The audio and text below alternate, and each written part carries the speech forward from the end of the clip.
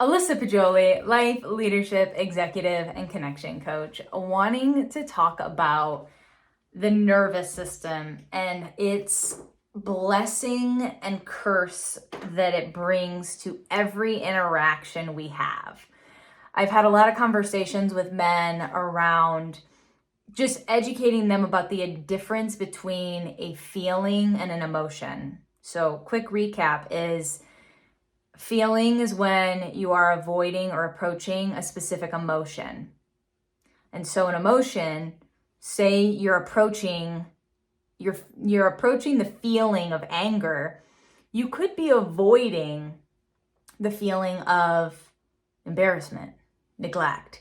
So with every emotion, every feeling we have, we're both approaching and avoiding a specific emotional experience. I don't like to say good or bad, positive or negative, because I believe that emotions are meant to be felt, and whether or not we allow ourselves to feel them and be familiar with them is the only differentiating factor there. So when we are in communication, it is important to be able to understand what our nervous system is telling us about the interaction in and of itself. So a lot of the times, if the ego is present, or we live or we're surrounded by in a space where people tend to always make things about themselves, or they come from a very critical, defensive nature, that can really take a toll on a person that really believes in honesty, fairness, humility. And so also knowing your character strengths can be really helpful in helping you navigate through what is the role my nervous system plays, and how does it prevent me from creating the connection I want and or enable me to enhance the connection and intimacy that I desire.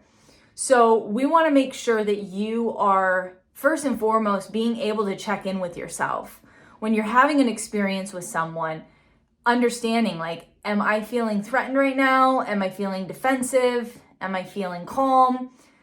That is the first place to start. What is it that you're actually feeling, and how is it resonating? The second portion of this is being clear on feeling into the nervous system and being able to understand how it is allowing you to either react or respond. So this is kind of a two-part thing of okay, first check in with, man, is my ego present? What is my nervous system telling me? Because the nervous system is always working. It is an automatic thing. And when we are not taking into consideration, wow, what this person is saying, I'm actually feeling myself getting defensive. I'm feeling my jaws clench. I'm just silently putting up this block to where this person can't access me. That in and of itself will prevent someone from being able to connect with you. I know for myself, being in the middle of 5 girls with a father that was an abusive alcoholic that was not around, I know that when I'm in a conversation with someone and they're doing that block, they're putting up that wall, they're stonewalling, that feels very neglecting to me. It feels very unsafe. It feels abandoning, rejecting. So I'm able to be aware of, okay, that's what I'm feeling and that's what I can articulate.